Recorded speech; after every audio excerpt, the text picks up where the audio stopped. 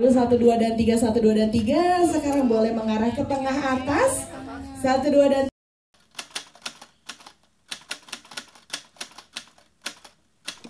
Saya dulu ya. Eca. Eca, kamu sekolah acting atau enggak? Enggak. Oh, kamu natural. Kamu berbakat banget kayak aku. Oh, kenapa sih sirik aja? Eca, jadi kamu belajar sendiri, diajarin mama mungkin? Kadang-kadang diajarin. Oh, kadang-kadang diajarin. Terus tadi Om Jack tanya, katanya kalau Eca lagi acting ketawa, Eca pikirinnya apa? Yang lucu. Apa tuh yang lucu? Yang lucu ada deh. Ada. Kamu mungkin punya boneka atau mainan yang lucu, ada nggak? Atau kamu punya binatang peliharaan yang lucu juga, ada nggak? Enggak. Enggak ada. Oke. Oh, kalau lucu natural berarti Kak Jack keluar sendiri dia. Oke, terima kasih Eca. Sama-sama. Iya. Coba sama kayak gue sekolah model dulunya. Keren. Model terus. Lanjut. Kak Boris. Awas, Sudah ada wartawannya. Kak Boris. Dari mana Kak Boris punya pengalaman yang relate mungkin dengan anak kecil yang dituangkan akhirnya di dalam acting di film ini? Ya, sebenarnya aku tuh kejebaknya atas bawah. Sandwich. Saya sebagai anak punya bapak cuma bentar, dan saya menjadi bapak, punya anak cuma bentar gitu ya. Iya, punya cuma bentar kan.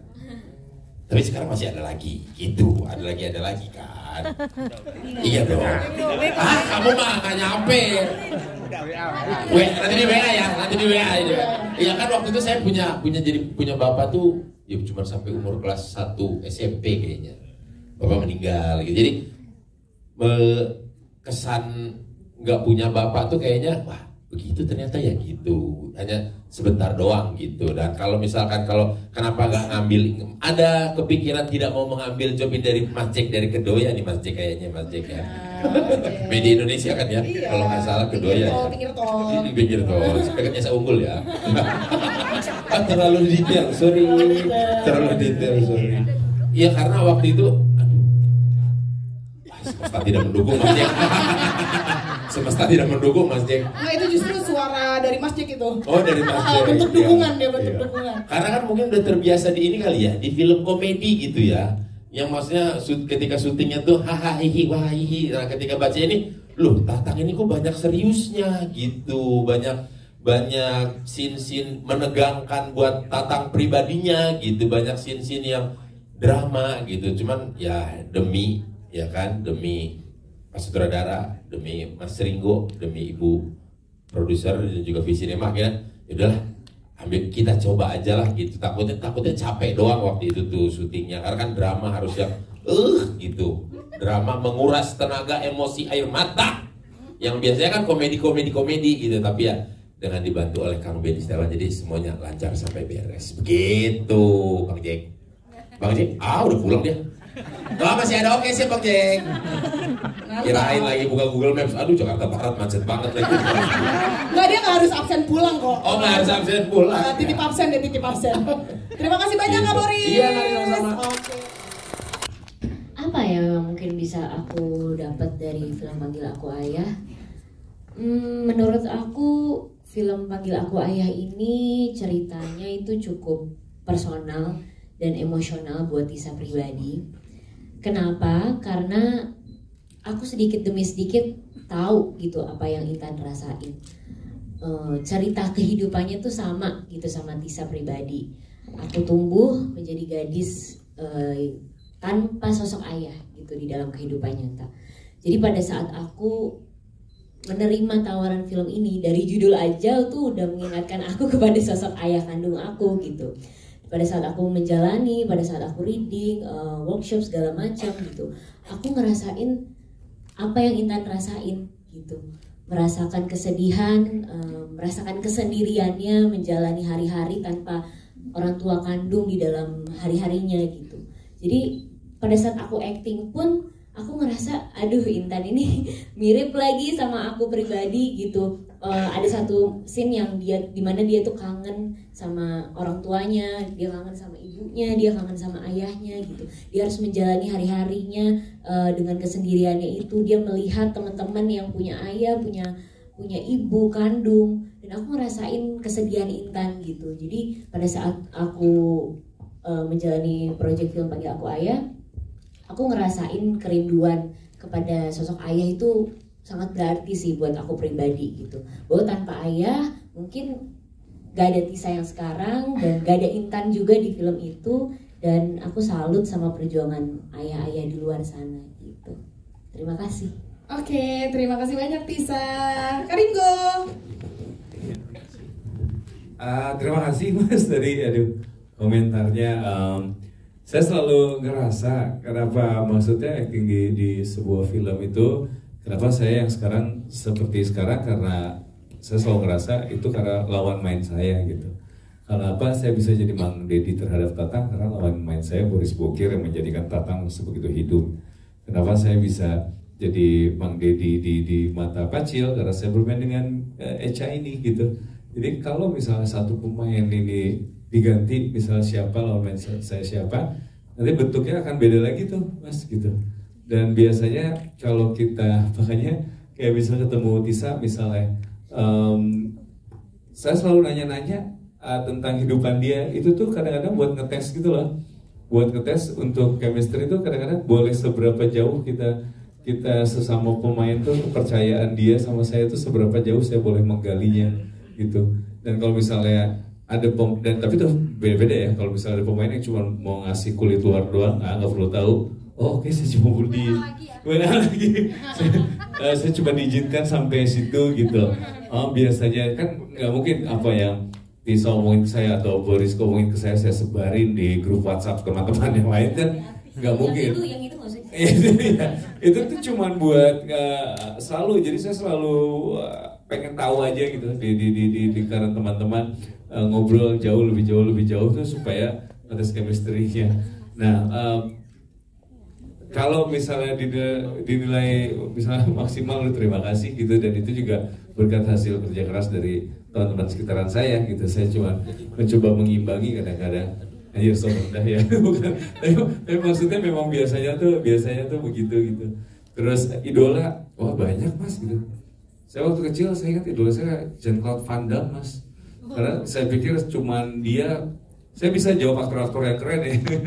Bisa gitu kayak Daniel Day-Lewis apa segala macam, tapi saya belum mengenal sosok itu pada waktu kecil. Dan saya yakin sampai pelosok Indonesia dulu tuh film Van Damme tuh Chong Li itu sampai diputar berulang-ulang sampai ke pelosok Indonesia, semua orang udah nonton gitu. Jadi kalau misalnya idola Van Damme aja lah ya. Sama Michael Dudikoff juga tuh, American Ninja 5. Menonton tuh? Nonton di seluruh TV Indonesia tuh itu Mas gitu. Layar Mas terus Chong Li aja tuh Mas. Saya nggak pernah lihat di film lain Mas. Tapi ketika namanya diteriakkan Chong Li, otot-ototnya bergerak sendiri Mas. Jadi film Bloodsport itu salah satunya, silakan orang boleh bilang film apa itu secara kualitas. Buktikan film berkualitas yang sebutkan yang banyak penghargaan sampai ke pelosok Indonesia tuh. Tapi Bloodsport sampai Mas. Ya, dan jadi saya nggak bisa Mas kalau misalnya split kayak Van Damme, Edan nggak bisa saya Mas, jago pisan orang itu. Iya, ototnya cokli bergerak. Pacil nggak ngerti loh, Pacil ngertinya juga Mary gitu. Lagi Pacil generasi ada. Tapi ya kalau makanya kalau misalnya ngomongin aktor idola saya banyak banget Mas, banyak banget gitu. Sangat banyak. Charles Bronson aja dulu saya suka. Charles Bronson, Chuck Norris saya suka. Orang Madura itu. Ponori. Ya itu yang gitu-gitu. Ya waktu kecil lah Mas ya, waktu kecil gitu nggak kepikiran pengen jadi aktor pada saat itu gitu. Baru sekarang setelah dewasa, dokter-dokter yang keren banyak gitu. Tapi yang filmnya nyampe ke pelosok cuma Van Damme. Keren. Terima kasih banyak Ringo. Sudah cukup terjawab. Ada lagi kah yang masih mau bertanya? Bisa. Ya, kalau saya mah tinggal ingat cicilan aja juga nangis ya. Tapi kalau Echa biasanya inget-inget apa atau gimana sih caranya biar Echa tuh bisa nangis natural kayak di film tadi? Aku sendiri. Aku buat kucing sama guguk. Terus lagi hujan-hujanan cari makan. Jadi kamu membayangkan sesuatu di imajinasi kamu, ada kucing sama ada guguk. Ya Allah, itu tuh, Mang Tatang nangis tuh. Jangan-jangan Mang Tatang mah kucingnya ini sebenarnya. Sama aku juga kalau adegan nangis aku mikirin Mang Tatang nyari makan hujan-hujan. Maksudnya saya nyari makan gak ketemu diambil anjing sama kucing. Ya ampun. Tapi keren banget ya, berarti Echa kamu ngebangun imajinasi itu biar kamu bisa kebangun rasa sedihnya sampai kamu bisa nangis gitu ya.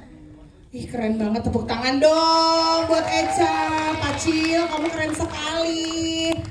Terima kasih. Dia pasti sedang menyesal. Dari mana? Berapa nomor telepon? Gosip.